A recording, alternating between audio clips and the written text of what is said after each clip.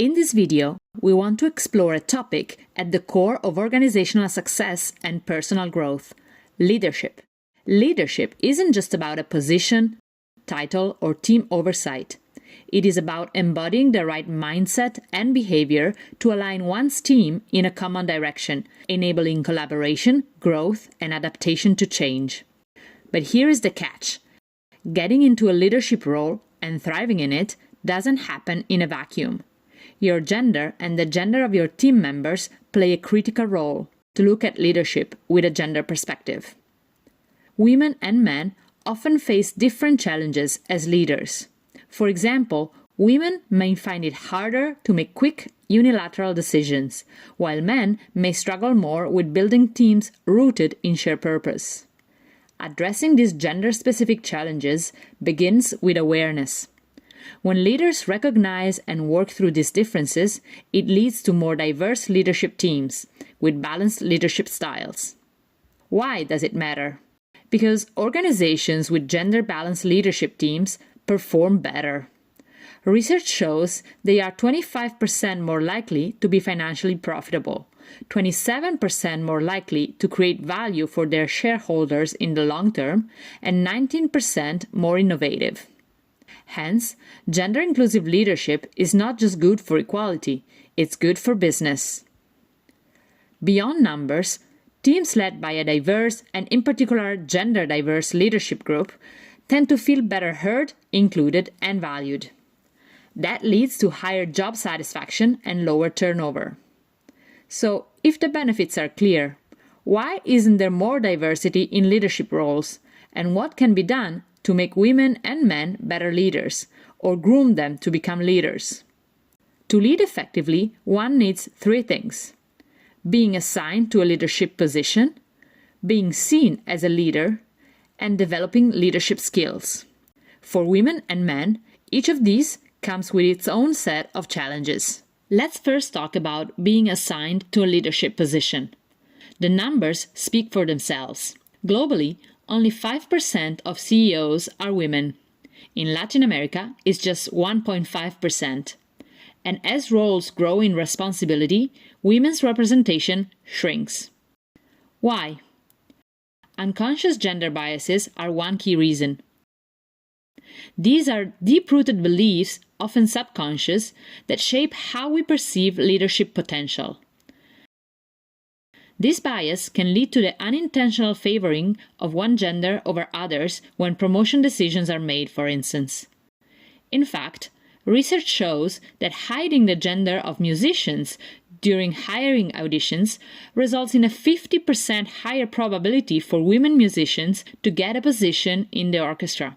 At the other side of the table, as women also typically have less self-confidence or are more critical towards themselves, they tend not to proactively ask for a salary raise or promotion, even when they deserve it, while men will typically be more demanding, earlier, and in more persistent ways.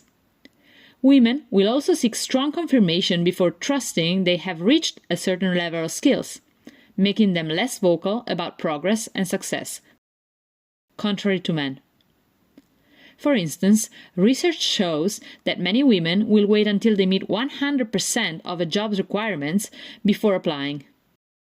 Men, they go for it at 60%. Leadership isn't just something one does, it is something one becomes. And the process of developing a leadership identity is harder when the world around you doesn't see you in this leadership role. Research shows that both women and men continue to see that goal achievement and decisiveness are the trademarks of being a leader, while qualities such as relationship building and cooperation are desirable attributes, but ultimately not essential for leaders. Research also shows that when we think of a leader, we tend to be drawn to individuals who are confident, narcissistic, and charismatic, often overlooking whether they possess all the qualities necessary to be effective leaders. Moreover, studies found that women are quicker than men to align their self-perception with peer feedback. This means that in environments where they are not recognized as leaders, women are more likely to question their leadership potential. Conversely, men may continue to see themselves as leaders even when others do not perceive them as ready. As a result, women leaders may appear less confident, while men may come across as overconfident, making men more likely to be perceived as leaders. Finally, women may be more likely to take on household and care responsibilities, which can impact their ability to devote time and energy to their careers. Yet, trying to make trade-offs between work and home responsibilities is typically poorly perceived with people in leadership positions, who are expected to somehow sacrifice their personal lives. These same expectations also constrain men, discouraging them from sharing household and caregiving duties on equal terms. In fact, research shows nearly 40% of mothers would quit or cut hours if their job would not allow some flexibility to accommodate their many responsibilities. Given that girls and boys are not socialized the same way in our societies, women and men are more likely to be strong in different leadership skills.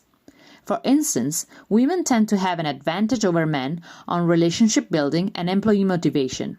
In contrast, men have an edge when it comes to decision-making and negotiating. Self-perception also plays a key role in skill development, and gender often shapes how individuals assess their starting point. Women frequently rate their performance lower than men do, even when actual outcomes are similar. This could stem from early socialization. Girls are often praised for being good or perfect, while boys are encouraged to take risks and be bold. Over time, women tend to develop strong attention to detail, discipline, and conscientiousness, but also a fear of making mistakes. Men, by contrast, often develop confidence, but many avoid self-reflection, underestimate weaknesses, and act impulsively. Learning new skills inevitably involves setbacks and failures. If one feels that they are not gifted or good at something, it may jeopardize their will or confidence to try harder. Similarly, if one is overconfident and fails to get where he or she wanted, it leads to frustration and possibly unproductive behavior. Also, there are differences about how one expresses their emotions in the process. Men could turn more irritable, while women may turn sadder or more disappointed. This also means that for their superiors and peers, the way to accompany them on this learning journey should be different. It may be hard, but remember, all leadership skills are learnable, regardless of gender.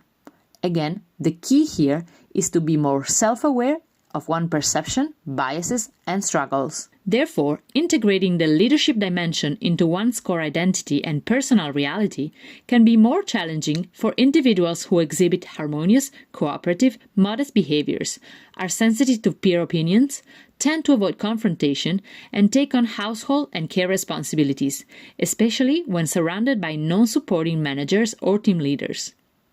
Without affirmation and support from their teams, partners, managers, and shareholders, it becomes significantly harder for these individuals to experiment, grow, and claim leadership as part of their identity. Leadership is also a skill set, and the good news is all of it can be learned. A leader must generally have the following 8 skills, which can be exercised every day as follows. Relationship building. Initiate brief, informal check-ins with team members to discuss their well-being and progress. Give 360 degrees feedback to all team members. Agility and adaptability. Encourage team members to share recent challenges and how they adapted to them, fostering a culture of flexibility and learning from difficulties. Innovation and creativity. Allocate time for brainstorming sessions where team members can propose new ideas or improvements. Let them take the lead of these meetings in turns. When working on specific projects, build diverse teams and assign non-stereotypical roles to team members. Employee motivation. Recognize and celebrate small wins and efforts publicly, reinforcing positive behavior and achievements. Use diverse language and visuals in internal communications. Decision-making.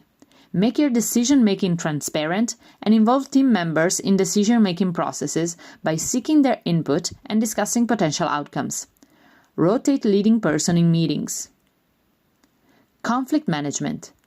Foster an environment where open communication is encouraged and address tensions promptly through mediated discussions. Negotiation. Provide opportunities for team members to lead discussions with stakeholders or when negotiating timelines and resources. Critical thinking. Present real-world scenarios during team meetings and facilitate discussions on possible solutions and their implications. So, what can you do to become a better leader yourself and help promising team members get to the next level of responsibility? First, give better chances to grow and get promoted to all your team members. Rethink evaluation and promotion processes. Make processes transparent and structured. Define clear, measurable goals. Use objective criteria and link achievements directly to outcomes, so there is no ambiguity. Make sure to assemble promotion panels that are gender diverse. Train managers to spot bias. Set salary bands and stick to them. Last but not least, formalize and standardize these processes, because case-by-case negotiations often favor the loudest voice, not the best fit. Second, build a leadership identity workspace. Leadership identity workspaces are safe environments where everyone can test, explore, and refine their leadership style. As an entrepreneur or manager, you can create such spaces by celebrating collaboration, relationships, and inclusion as core leadership skills, not just nice add-ons. Value empathy, trust, and teamwork just as much as assertiveness, especially in team members who don't typically exhibit those traits. Making space for more voices and broader recognition. Let team members who may not show the usual manly leadership behaviors lead meetings or contribute in brainstorming sessions. Acknowledge their achievement in individual and group meetings so their leadership potential is visible and valued. Linking leadership with purpose. Encourage yourself and others to pursue goals that align with personal values and benefit the collective good. When leadership is rooted in purpose, people can act beyond gender stereotypes and worry less about how they are perceived. Supporting caregivers. Offer flexible hours, remote work options, generous leave policies, and if possible, provide childcare support. It shows that leadership and caring duties can go hand in hand. Taking or offering mentoring opportunities. Bring diverse role models to your team so that more team members can see themselves reflected in different leadership styles. This matters. When someone sees a leader who feels familiar or relatable, it becomes easier to believe they can get there too. Third, build your own and others' leadership skills more deliberately. To do so, use a strength-based approach rather than a weakness-based one. This means leveraging and enhancing natural talents and strengths, rather than focusing solely on improving weaknesses. A strength-based approach maximizes performance, motivation, job satisfaction, and confidence in one's abilities. It can be especially helpful for individuals who underestimate their capabilities or struggle to recover from failure. Start by conducting a strengths assessment, setting clear goals, and creating a pragmatic plan to achieve those goals. Try to make people with different strengths and skill sets learn from each other. Highlight and celebrate the strengths of everyone, especially those who tend to downplay their own. Accept failure as part of the journey and frame it as a learning opportunity. For those who tend to get stuck in failure, offer support to help them move forward.